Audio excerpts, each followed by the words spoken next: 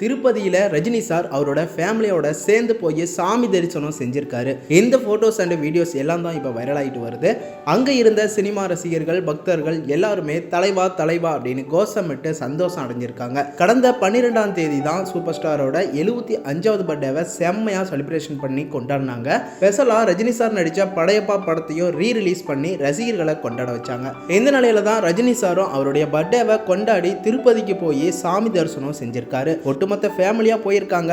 அங்க ரஜினி சார் அவருடைய எடை அளவுக்கு காசையும் காணிக்கையா கொடுத்திருக்காரு.